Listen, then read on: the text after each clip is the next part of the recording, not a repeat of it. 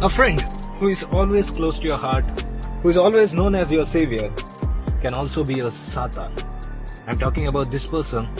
You might have heard cases where people lost their life just because the seatbelt got stuck. Recently in Kerala, a man lost his life because his car caught fire.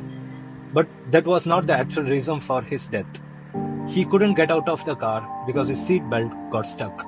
So today in this video, let's discuss how to get out of such situations. In this situation, never get panicked. You have a lever below your seat, pull that and get back as much as possible. And towards here, you have another lever and lay down as much as possible.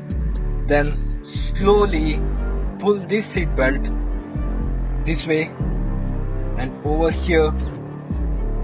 Put both your legs out. So I'm requesting you guys, please share this because one share can save one life.